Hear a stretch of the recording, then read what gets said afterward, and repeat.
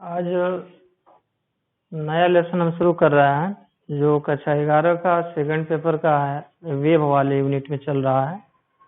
जैसा कि हम बताए थे पिछले दिन, इसके पीछे वाले लेसन को बताए थे और वो था अप्रगामी तरंग का प्लेन प्रोग्रेसिव वेव था। उसके बाद हम सुपरपोजिशन ऑफ वेव भी बताए, तरंगों का अध्यारोपण भी बताया गया था और उसमें विस्पंद भी बताया। हम विस्पंद आवृत्ति का व्यंजक भी प्राप्त किया गया था। विस्पंदों का उपयोग भी बताकर उस लेसन को हम समाप्त किए थे।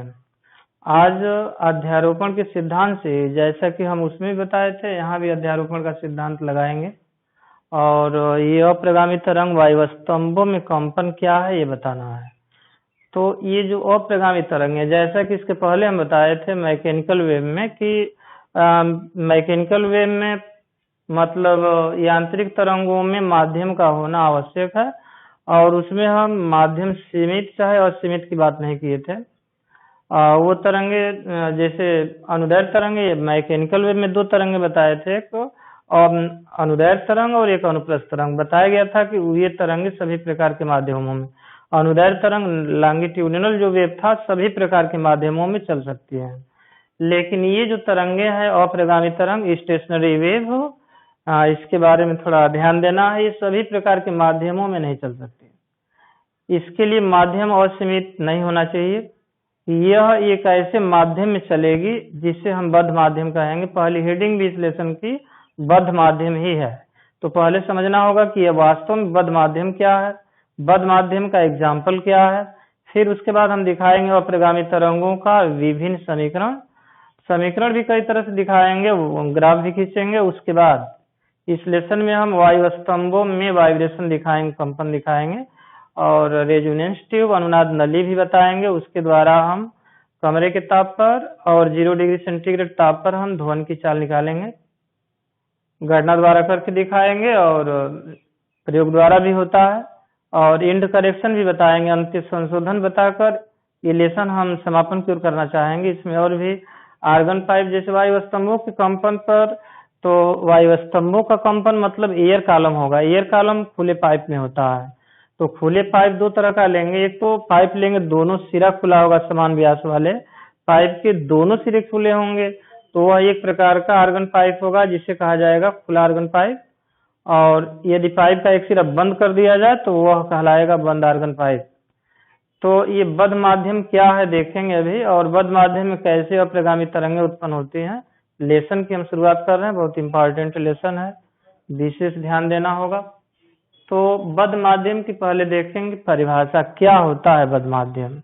ऐसे माध्यम को जिसकी एक निश्चित परिसीमा हो और उसकी परिसीमाएं अस्पष्ट पृष्ठों द्वारा अन्य माध्यमों से पृथक्कृत हो, अलग हो, तो ऐसे माध्यम को कहा जाता है बद्ध माध्यम, बाउंड मीडियम। जैसे हम मान लेते हैं कोई वस्तु है, तो देख रहे हैं कि ये वस्तु की जो परिसीमाएं हैं, मतलब इसमें लंबाई है, इसमें वक्रता भी है और ये समतल पृष्ठ भी है। हम देख रहे हैं कि इस वस्तु की जो परिसीमाएं हैं, चारों ओर से जो इसकी सीमाएं हैं, वह अन्य माध्यमों से पृथक्कृत हैं, अलग हैं। तो इस माध्यम को हम बद्ध माध्यम कह सकते हैं। लेकिन इस माध्यम में जो लिए हैं, इस माध्यम में हो सकता है तरंगे न चले। तो तरंगों को के चलने के लिए, तो जैसे एयर कॉलम, तो इस खोखला, यदि हम इसी आकार का खोखला ले लेते हैं तो ऊपर से तरंग जाएगी, फिर नीचे यदि खुला है तो खुले सिरे से भी तरंग परावर्तित होगी और बंद सिरे से भी तरंग परावर्तित होगी, जैसा कि एग्जाम्पल अभी हम बताएंगे। तो ध्यान देंगे, एक ऐसे माध्यम को जिसकी एक निश्चित परिसीमा हो और इसकी सीमाएं अस्पष्ट पृष्ठों द्वारा अन्य माध्यमों से पृथक्कृत हों, तो वे कहलाते हैं बद्ध माध्यम। जैसे तनी हुई डोरी में अनुप्रस्थ तरंगें चल सकती हैं। तनी हुई डोरी भी बद्ध माध्यम का एक एग्जाम्पल होगा। एक पाइप जो देखे होंगे, खुला पाइप, खोखला पाइप भी इस बद्ध माध्यम का एग्जाम्पल होगा, क्योंकि खोखले पाइप में भी ये तरंगें चल सकती हैं और तने हुए तार में भी ये तरंगें चल सकती हैं। तो अप्रगामी तरंग की परिभाषा तो भी हम बताएंगे, इसका एग्जाम्पल ध्यान देना, तना हुआ तार, खोखला पाइप इत्यादि कह देंगे बद्ध माध्यम की। बद्ध माध्यम का मतलब समझेंगे ऐसे माध्यम को जिसकी एक निश्चित परिसीमा हो और उसकी सीमाएं स्पष्ट पृष्ठों द्वारा अन्य माध्यम से पृथककृत हो, तो ऐसे माध्यम को कहा जाएगा बद्ध माध्यम। अब बात आती है इस माध्यम में कठोर और कोमल तल की। तो पहले तो हम दिखाना चाहेंगे कठोर तल कि कठोर तल क्या है और कोमल तल क्या है। कोमल तल, ये जानते हैं कोई तरंग यदि बद्ध माध्यम में चलेगी तो उसके मार्ग में रुकावट आएगा, अवरोध आएगा जो आपतित तरंग को परावर्तित कर देगा। तो कठोर तल से जब तरंगे परावर्तित होंगी तो आपतित और परावर्तित तरंगों के बीच कालांतर, जैसा कि पिछले लेसन में हम बताए थे, कालांतर होता है कठोर के लिए कालांतर फाई इक्वल्स टू होता है पाई रेडियन, या इसको हम 180 अंश भी कर सकते हैं या 180 डिग्री भी कर सकते हैं। यदि कोई प्लेन प्रोग्रेसिव वेव, यदि कोई समतल प्रगामी तरंग किसी कठोर तल से परावर्तित होती है तो आपतित और परावर्तित तरंगों के बीच कालांतर होता है पाई रेडियन या 180 डिग्री। वही प्लेन प्रोग्रेसिव वेव समतल प्रगामी तरंग यदि कोमल तल से जब परावर्तित होगी तो कोमल तल के लिए कालांतर होता है, याद रखना होगा, पूरे लेसन में चलेगा ये कालांतर। कठोर कोमल तल की बात हम करेंगे पूरे लेसन में, और प्रगामी तरंग वायु स्तंभों में कंपन सब बताया जाएगा।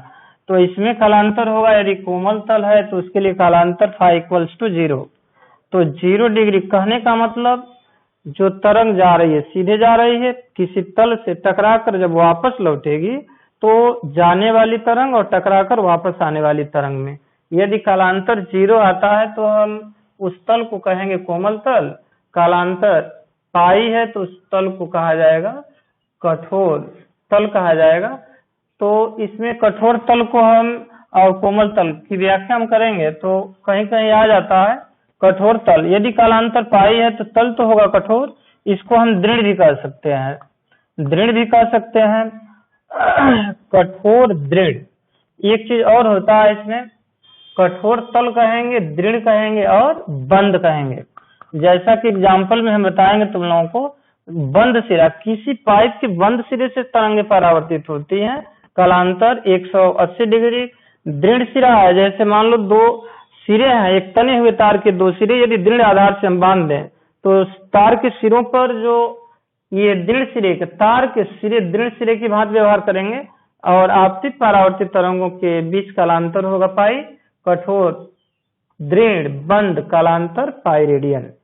अब कोमल की बात आती है तो कोमल का मतलब मुक्त, कोमल का मतलब मुक्त या खुला।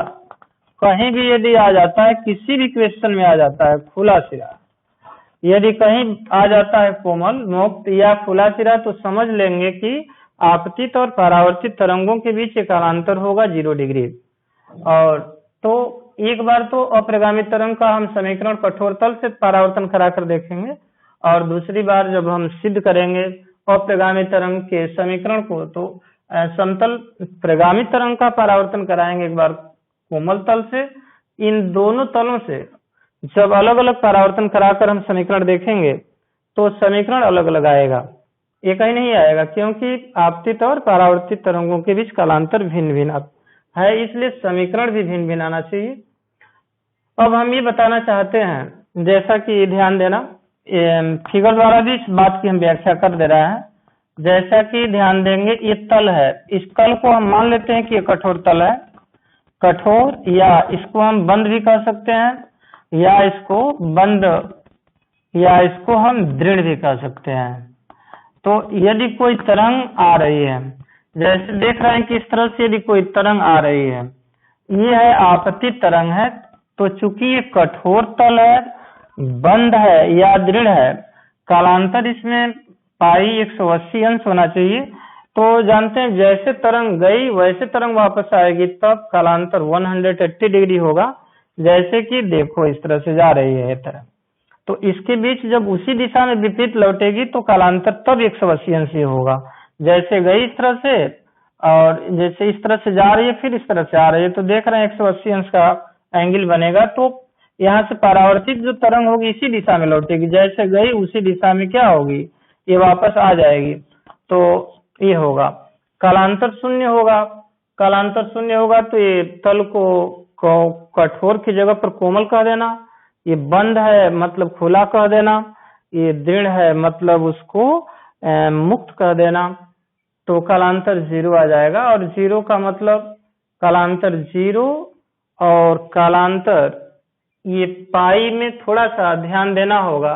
कालांतर जब 0 करेंगे समीकरण सेम रहेगा, उसको भी हम बताएंगे क्या होता है।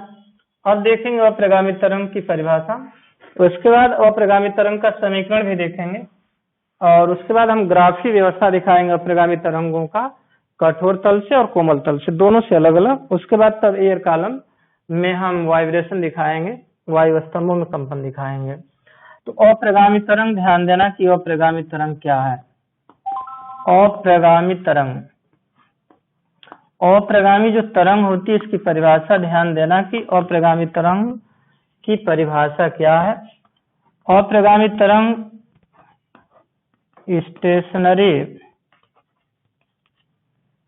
स्टेशनरी वेव में ध्यान देना कि ये स्टेशनरी वेव अप्रगामी तरंग कहते किसे हैं और इसका समीकरण क्या है। तो अप्रगामी तरंग जैसे देख रहे हैं स्टेशनरी लिखा गया है, स्टेशन का मतलब जानते हैं, स्टे का मतलब स्टे से ही स्टेशन बना है, रुकने से मतलब होता है। वेव का मतलब तरंग जानते ही हैं।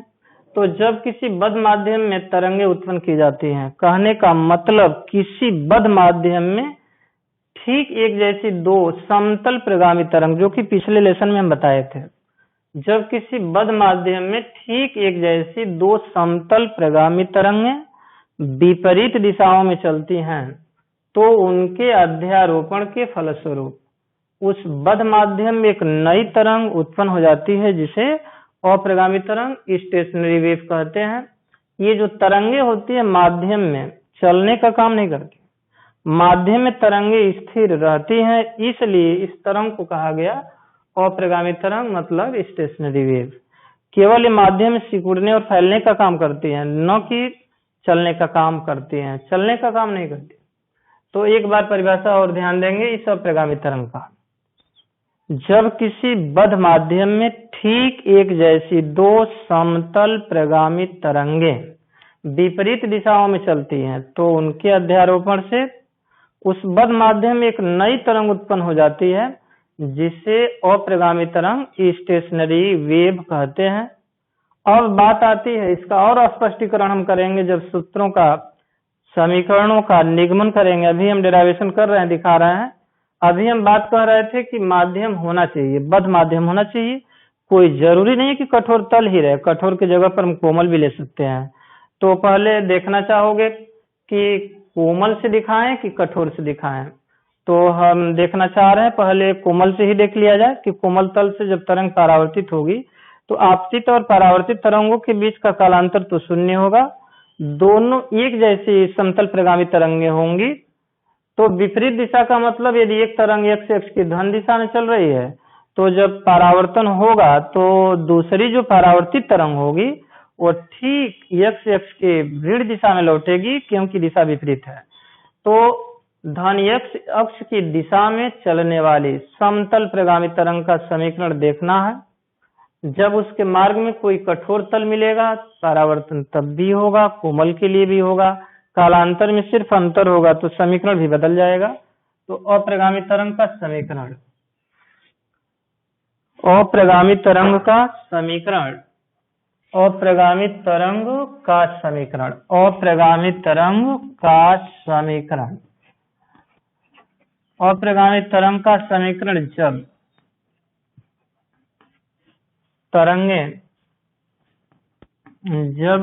तरंगे किसी कोमल तल से परावर्तित होती हैं, किसी कोमल तल से परावर्तित होती हैं, परावर्तित होते हैं,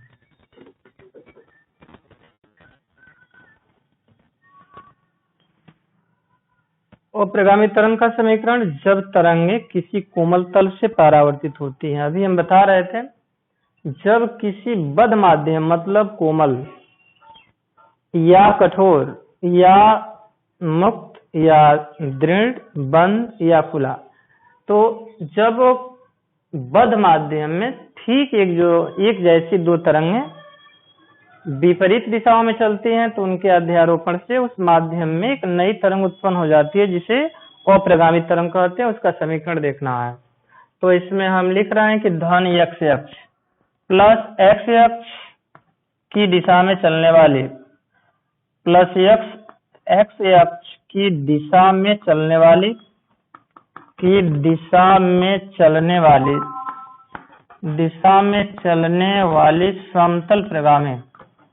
चलने वाली समतल प्रगामी प्लेन प्रोग्रेसिव वेव, समतल प्रगामी तरंग का समीकरण,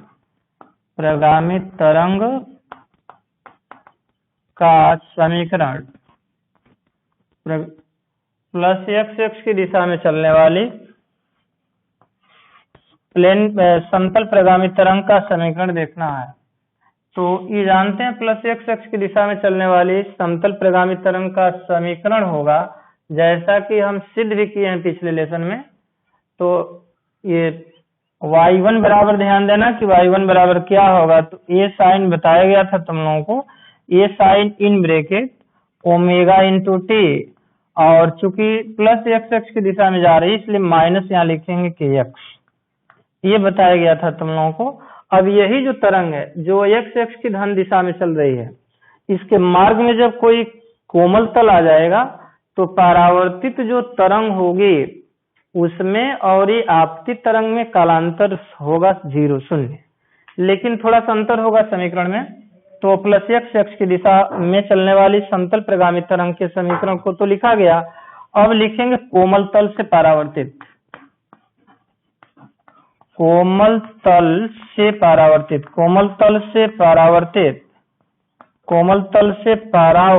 तरंग का समीकरण, कोमल तल से परावर्तित तरंग का समीकरण y2, परावर्तित तरंग का समीकरण y2 इक्वल्स टू होगा a साइन, और चूंकि ध्यान देंगे जब तरंग परावर्तित होकर लौटेगी तो आपतित और ये परावर्तित तरंगे विपरीत दिशा में होंगी। मतलब ये प्लस x अक्ष की दिशा में आपतित है तो ठीक विपरीत दिशा में लौटेगी, तो ये x अक्ष की ऋण दिशा में चलेगी परावर्तित तरंग, इसलिए y2 बराबर ये साइन, और ये माइनस है इसलिए वहां हो जाएगा ओमेगा टी प्लस kx। और चूंकि जान रहे हैं कि आपतित और परावर्तित तरंगों के बीच कालांतर है 0, तो 0 इसमें हम जोड़े या न जोड़े मान में कोई अंतर नहीं होगा। यदि यही कोमल के स्थान पर यदि कठोर कर दिया जाता तो यहाँ में 180 अंश लिखना होता, और ये भी जानते हैं कि साइन 180 प्लस थीटा का मान कुछ और होता है, समीकरण चेंज होगा जैसा कि हम इसके आगे बताएंगे। या इसको हम y2 इक्वल्स भी लिख सकते हैं, या y2 equals to a sign चूंकि 0 है मान में कोई अंतर नहीं होगा, तो a साइन ओमेगा टी और प्लस हुआ kx। तो अब थोड़ा सा ध्यान देंगे कि ये जो दो तरंगे हैं बिल्कुल एक जैसी है, इनका आयाम एम्पलीट्यूड भी सेम है, कोणीय वेग भी सेम है, सब चीज सेम है। तो परिभाषा के अनुसार अभी हम बताए हैं कि जब किसी बद्ध माध्यम में ठीक एक जैसी दो तरंगे विपरीत दिशाओं में चलती हैं, एक x अक्ष की धन दिशा में जा रही है, दूसरी जो परावर्तित तरंग है x अक्ष की ऋण दिशा में जा रही है, चिन्ह यहाँ चेंज हुआ है। तो जब किसी बद्ध माध्यम में ठीक एक जैसी दो समतल प्रगामी तरंगे विपरीत दिशाओं में चलती हैं तो उनके अध्यारोपण के फलस्वरूप उस बद्ध माध्यम में एक नई तरंग उत्पन्न होती है जिसे अप्रगामी तरंग स्टेशनरी वेव कहते हैं।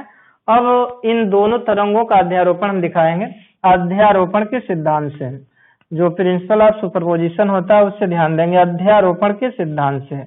तो अध्यारोपण के सिद्धांत में बताया गया था, अध्यारोपण के सिद्धांत से हम बताए थे कि जब किसी माध्यम में दो तरंगे बिना एक दूसरे को प्रभावित किए हुए चलती हैं तो किसी क्षण माध्यम में कण का जो परिणामी विस्थापन होता है y, वो उन दोनों तरंगों द्वारा उत्पन्न विस्थापनों के सदिश योग के बराबर होता है। तो अध्यारोपण का जब सिद्धांत लगाएंगे तो y बराबर हो जाएगा y1 प्लस y2। तो y1 का भी मान रखो, y2 का भी रख लेते हैं, तो देखें कि y क्या होगा। तो y1 में देख रहे हैं कि ये साइन है ओमेगा टी, ये sine in bracket omega t minus k x, और प्लस y2 में देख रहे हैं कि थोड़ा सा अंतर है यहाँ, माइनस तो ये प्लस, चूंकि एक तरंग एक्स एक्स की प्लस मतलब प्लस एक्स एक्स की दिशा में चल रही थी, परावर्तित तरंग एक्स एक्स की ऋण दिशा में चल रही थी, इसलिए चिन्ह में थोड़ा सा अंतर हुआ है। प्लस y2 में देख रहे हैं कि ये साइन तो है उसमें, लेकिन साइन का जो गुणांक है ओमेगा टी माइनस के जगह पर ये के एक्स प्लस में है। अब इसमें मैथ की चीज आएगी, इसमें सीडी फार्मूला हम लगाना चाहेंगे। यहाँ ये देख रहे हैं और यहाँ भी ये जो एम्पलीट्यूड है उसको हम कॉमन लेंगे, तो कॉमन लेंगे तो y इक्वल्स होगा ए साइन, तो ए sine omega t minus k x और प्लस हो जाएगा साइन ओमेगा टी प्लस के x, sine omega T plus के एक्स। इसमें अब थोड़ा सा ये ध्यान देना है कि साइन के माइनस वाले गुणांक को कुछ भी मान सकते हैं, मान लेते हैं कि सी है और प्लस वाला जो है इसको डी मान लेते हैं, तो sine C plus sine D वाला सूत्र लगाएंगे, जो कि पिछले लेसन में भी हम लगाए थे, बताए थे, और जानते हैं कि sine C plus sine D बराबर होता है 2 sine C plus D by 2 और into cos C minus D by 2 होता है। तो अब ये फार्मूला हम लगाएंगे, तो चूंकि जानते हैं कि sine C plus sine D का सूत्र मैथ में बताया गया होगा कि ये बराबर होता है 2 sine C plus D by 2 C plus D by 2 into cos C minus D by 2 होता है। एक चीज देखना है, यहाँ कास यदि माइनस में आ जाता है, cos minus theta equals plus cos theta होता है, यदि माइनस चिन्ह की बात आएगी तो थोड़ा सा ध्यान देंगे, तो इसलिए y इक्वल्स 2 होगा। अब चूंकि देख रहे हैं कि यहाँ a है और वहाँ 2, तो 2a लिखेंगे, ये तो पहले से है 2a और sine c plus D by 2, तो देखो इसमें c में d को जोड़ोगे फिर बटा 2 करोगे तो ये माइनस के एक्स से प्लस के एक्स तो कट जाएगा, ओमेगा टी में ओमेगा टी जोड़ेंगे 2 ओमेगा टी, अब बटा जब 2 करेंगे क्योंकि सूत्र में है बटा 2, 2 से 2 कट कर क्या हो जाएगा 2a साइन ओमेगा टी हो जाएगा, और इंटू कास, तो कास में अब देखो c में से d को घटाना है, इसमें से जब इसको घटाओगे तो चिन्ह दोनों का माइनस हो जाएगा, तो माइनस ओमेगा टी ये है प्लस ओमेगा टी, टी वाला पद तो कटेगा, लेकिन ये माइनस के एक्स है, यहाँ भी माइनस के एक्स, तो जुट जाएगा माइनस 2 के एक्स होगा। अब बटा 2 करेंगे तो 2 से 2 भी कट जाएगा, लेकिन माइनस बचा रहेगा, और माइनस का मतलब जानते हैं कि काश में यदि निगेटिव है कोई एंगल तो वो प्लस में हो जाता है, मतलब यहाँ क्या लिखा जाए तो के एक्स लिख देते हैं। अब इसमें ये के तो तरंग का परिसंचरण गुणांक माना गया था 2 पाई अपान लेमडा, और ओमेगा होता है 2 पाई अपान कैपिटल टी, वो मान रखा जाए, तो एक समीकरण आएगा, ध्यान देना यहाँ y equals to 2a sine omega की जगह पर 2 pi upon capital T into small t, और ये इंटू हुआ कास के की जगह पर मान होगा 2 पाई अपान लेमडा और इंटू एक्स, ये भी एक अप्रगामी तरंग का समीकरण होगा। अब इसमें थोड़ा सा विशेष ध्यान देना है, ग्राफ खींचेंगे तो हम बताएंगे, अभी नोट्स और एंटी नोट्स का बनना भी दिखाना है। बात आती है नोट्स मतलब निष्पन्द, निष्पन्द की बात आएगी तो ये नोट्स निष्पन्द क्या है परिभाषा में अभी हम बताएंगे, और ये प्रस्पंद क्या है, प्रस्पंद का मतलब एंटी नोट्स क्या है, एंटी नोट्स, क्योंकि अभी आवश्यकता पड़ेगी, तो ध्यान देना ये y का मान तो 0 हो जाएगा, तो जब y का मान 0 होगा तो y को 0 करने का दो मतलब, या तो स्मॉल t जो समय है उसका मान हम कुछ रख दें तो 0 हो जाए, जैसे t बराबर 0 कर देंगे तो t बराबर तो साइन का ये पूरा एंगल 0 हो जाएगा, तो ये पूरा समीकरण ही 0 हो जाएगा, तो y का मान जब 0 होगा जहां वहां बन जाएगा निष्पन्द, क्योंकि वहां तीव्रता मिनिमम होगी, कम होगी, और तीव्रता जब कम होगी तो न्यूनतम तीव्रता वाले बिंदुओं को ही कहते हैं निष्पन्द। निष्पन्द की परिभाषा में लिखेंगे न्यूनतम तीव्रता वाले बिंदु कहलाते हैं निस्पंद, और वहां तरंगों में उतराव होता है। और जहां तरंगों की तीव्रता मैक्सिमम हो गई, अधिकतम हो गई, जैसे ये इसी टी के जगह पर t/4 यदि रख दें तो साइन का एंगल 90 डिग्री, और साइन 90 डिग्री में होगा मान +1, मतलब y का मान अब 0 नहीं होगा, मैक्सिमम हो जाएगा। इसलिए वह समय जो है, उस समय पर जो कण वाइब्रेशन करता रहेगा, वहां तीव्रता तरंगों की 0 नहीं होगी, परिणामी तरंग तीव्रता मैक्सिमम होगी, मतलब अधिकतम तीव्रता वाले बिंदुओं को क्या कहेंगे? प्रस्पंद कहेंगे, एंटीनोड्स कहेंगे।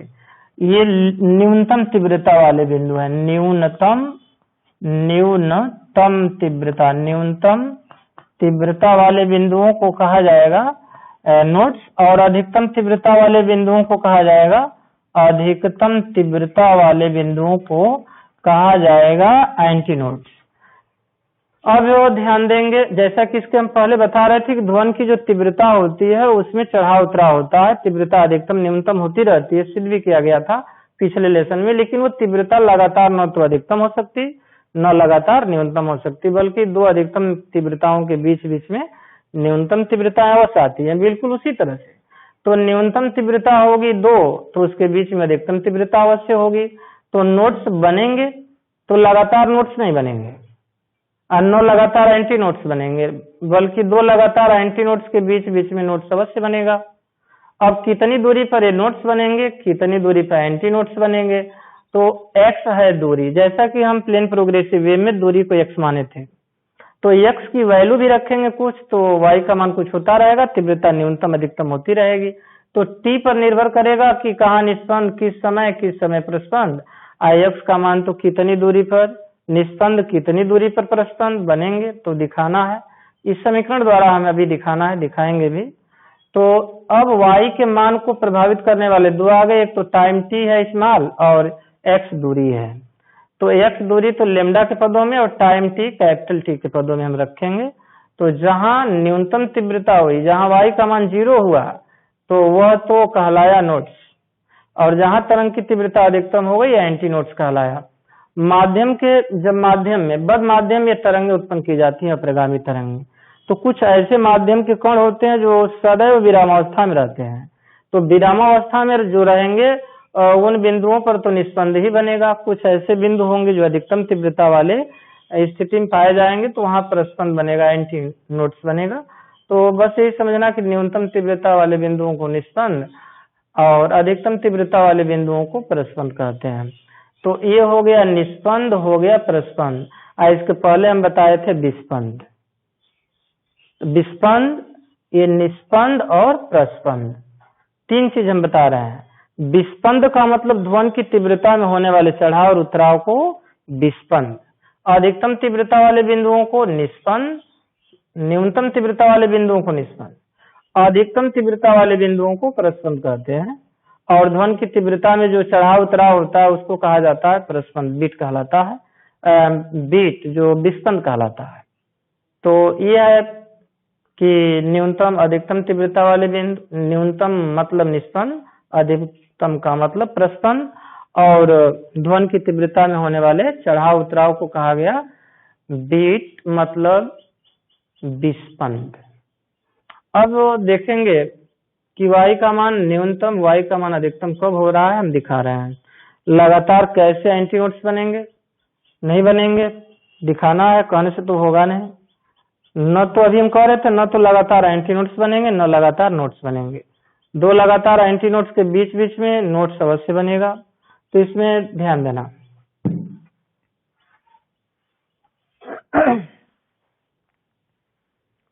अभी कोमल तल से दिखा रहे हैं, इसके बाद हम कठोर तल से भी दिखाएंगे।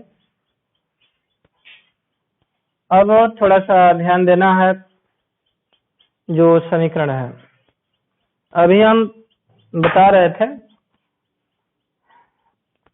अप्रगामी तरंग में जो समीकरण है अप्रगामी तरंग का, उसमें समीकरण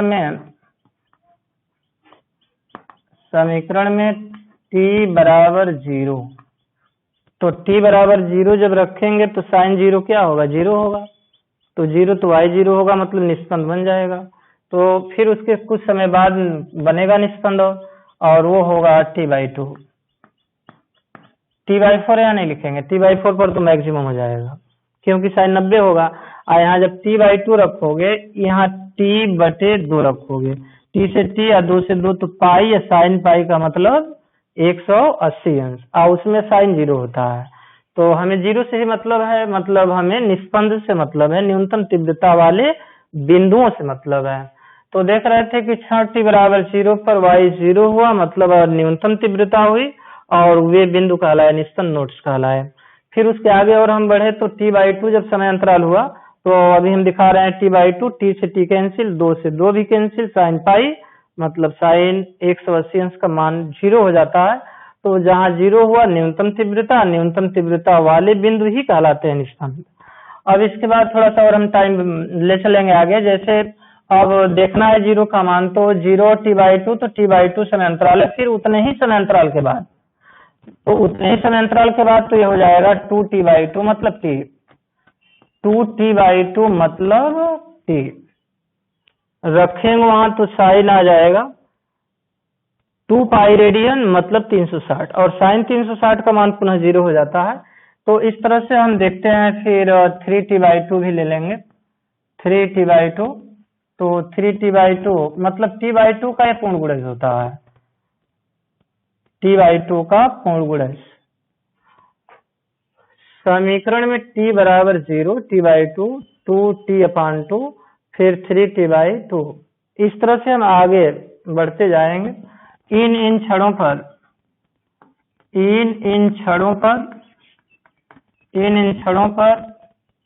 तरंग की तीव्रता क्या होगी?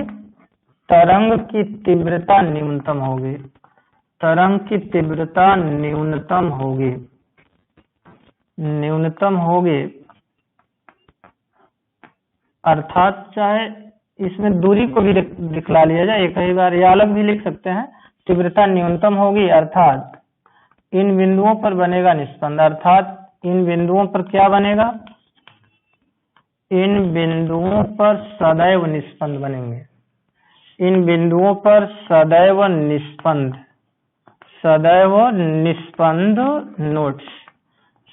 निष्पंद नोड्स बनते हैं। तथा ध्यान देंगे x का भी मान y को प्रभावित करेगा। तो तथा x बराबर क्या आप रखते हैं? x बराबर यदि हम 0 करेंगे तो ये cos का पूरा एंगल 0 हो जाएगा, और cos 0 का मान तो 0 होता नहीं है, +1 होता है, इसलिए y का मान 0 नहीं होगा। तो x बराबर 0 तो लेंगे नहीं। बात आती है क्या लेंगे? तो cos का एंगल यदि 90 डिग्री कर दें तो cos 90 डिग्री 0 हो जाता है। cos 90 डिग्री कैसे अब होगा? x का क्या मान रखा जाए कि 90 डिग्री हो जाए? तो थोड़ा सा यहाँ ध्यान देना है, x को हटा दिया जाए, कहाँ क्या रखा जाए कि वो आ जाए π/2 मतलब cos 90 डिग्री आ जाए।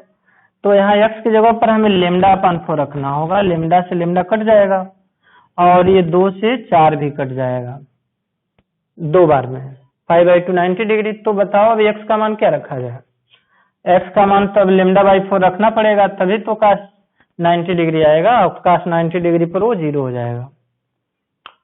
अब λ/4 तो हो गया, इसके बाद पुनः ध्यान देना है। अब cos जब यहाँ λ/4 हुआ तो अब उसके आगे और देखेंगे। ये भी जानते हैं कि दो नोट्स के बीच बीच में एंटी नोट्स अवश्य आएंगे। तो 0 पर तो मैक्सिमम हुआ था, λ/4 पर न्यूनतम हो गया, तो न्यूनतम के बाद फिर अधिकतम आएगा। तो अधिकतम का मतलब पाई का मतलब यहाँ 2λ/4 लिखा जाए। 2λ/4 का मतलब λ/2 होगा।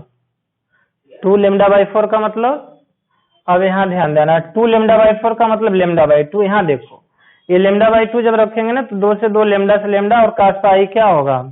cos पाई तो 180 -1 होता है, तो -1 में तो अब ये 0 नहीं हुआ, मतलब ये 2λ/4 नहीं होगा।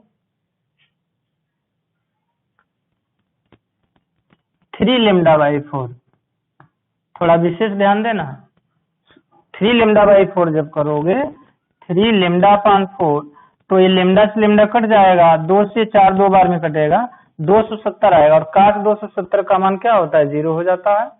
3 लेमडा बाई 4, तो इस तरह से हम देख रहे हैं कि लेमडा बाई 4 का केवल विषम गुणक आएगा, लेमडा बाई 4, 3 लेमडा बाई 4, और इसके बाद क्या आ जाएगा, 5 lambda by 4 comma dash dash, देख रहे हैं। तो लेमडा बाई 4 के केवल विषम गुणक पथांतरों पर ये जो तीव्रता है, मतलब अप्रगामी तरंग के समीकरण में जो विस्थापन होगा वाई, उसका मान मैक्सिमम होगा। तो इन दूरियों पर क्या होगा, इन दूरियों पर बता सकते हैं, इन दूरियों पर तरंग की तीव्रता, इन दूरियों पर अधिकतम तीव्रता वाले, न्यूनतम तीव्रता, अधिकतम नहीं, इन दूरियों पर न्यूनतम तीव्रता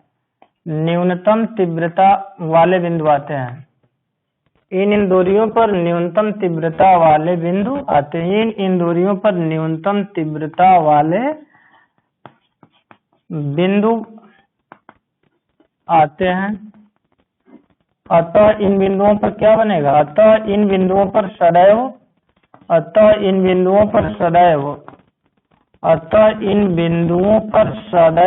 निष्पन्द, इन बिंदुओं पर सदैव निष्पन्द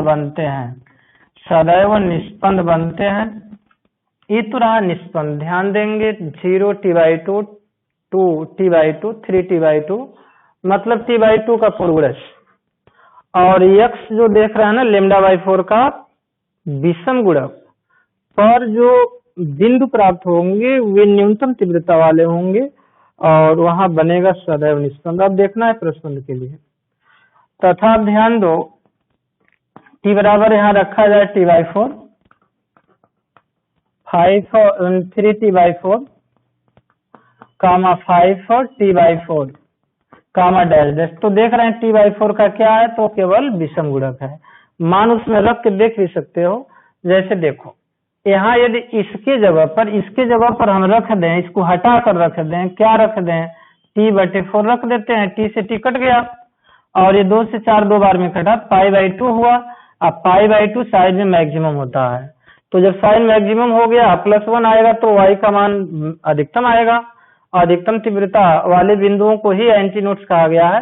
तो तथा t बराबर t/4, 3 t/4 और 5 t/4 इन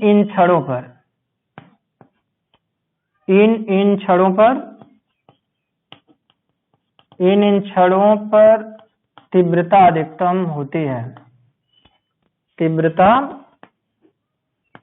अधिकतम होती है, अर्थात इन बिंदुओं पर सदैव क्या बनेंगे, अर्थात इन बिंदुओं पर सदैव एंटीनोड्स, सदैव प्रस्पंद एंटीनोड्स बनते हैं, एंटीनोड्स बनते हैं, थोड़ा ध्यान देना, एंटीनोड्स बनते हैं, तो एंटीनोड्स बनते हैं, थोड़ा ध्यान देना है। जैसे देखो 0 t/2 के बीच में आएगा ना ये t/4, तो यहाँ 0 पर तो अधिक न्यूनतम तीव्रता हुई, तो उसके जस्ट बाद ये t/4 आएगा, फिर उसके बाद t/2 आएगा, तो दो न्यूनतम तीव्रता के बीच में एक अधिकतम तीव्रता आ रही है। फिर यहाँ आ जाओ, ये t/2 और 2 t/2, तो उसके बीच में आएगा, बीच का मतलब ये दोनों को जोड़कर आधा कर दें तो ये आ जाएगा। फिर इसके बीच में देख रहे हो तो इसको जोड़ोगे तो 3 क्या होगा, तो ये दोनों को जोड़कर फिर आधा करेंगे तो फिर ये आ जाएगा। तो कहने का मतलब न्यूनतम तीव्रता वाले बिंदुओं के ठीक बीच बीच में ये अधिकतम तीव्रता वाले बिंदु आ रहे हैं। इसका मतलब ये हुआ कि लगातार न्यूनतम तीव्रता वाले बिंदु नहीं आएंगे, नोड्स नहीं बनेंगे, बल्कि उनके बीच बीच में एंटी नोड्स भी बनते हैं। और अब देखो, अब इसके बाद देखेंगे तथा x बराबर 0 से शुरू करेंगे, λ/2 भी लिखेंगे, 2 λ/2 लिखेंगे, और 3 λ/2, मतलब λ/2 का समगुणक इन दूरियों इन दूरियों पर अधिकतम तीव्रता के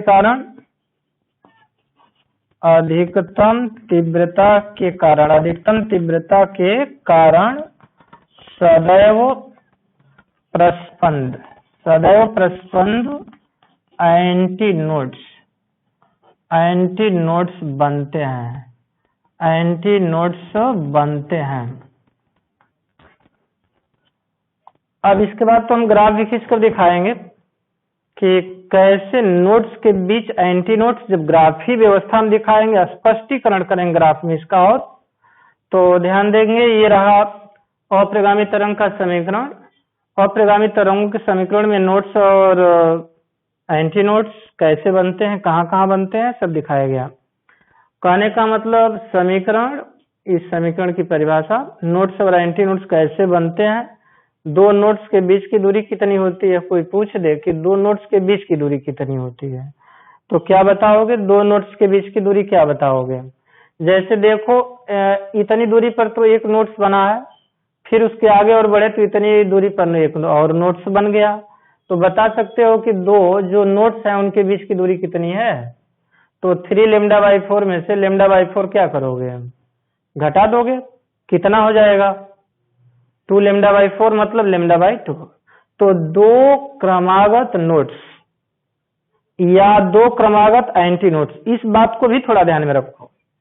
यहां जाओ, 0 और λ/2 देख रहे हैं, तो 0 और λ/2 के बीच में दूरी कितनी है, λ/2 है। तो कहने का मतलब दो नोड्स अथवा दो एंटी नोड्स के बीच की दूरी λ/2 होती है। इस बात को भी हम बता रहे हैं। दो क्रमागत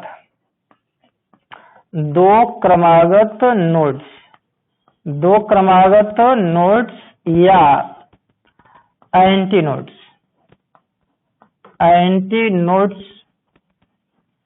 के बीच की दूरी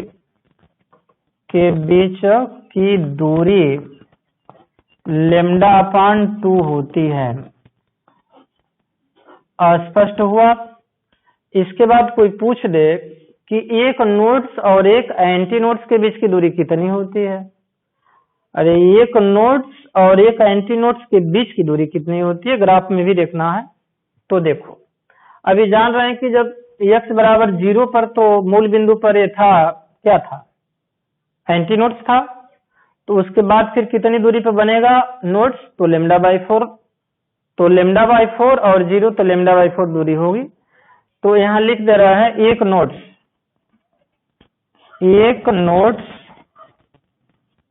और एक एंटी नोड्स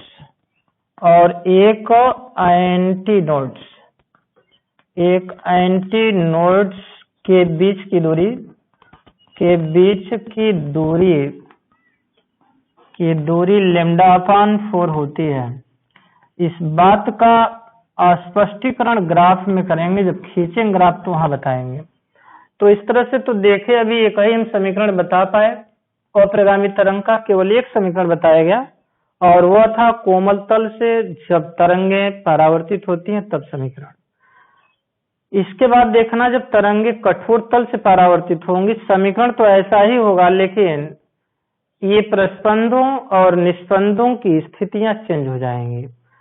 जब कठोर तल से परावर्तन दिखाएंगे तो जहां प्रस्पंद बना था वहां बनेगा निस्पंद, और जहां निस्पंद बना है वहां बनेगा प्रस्पंद।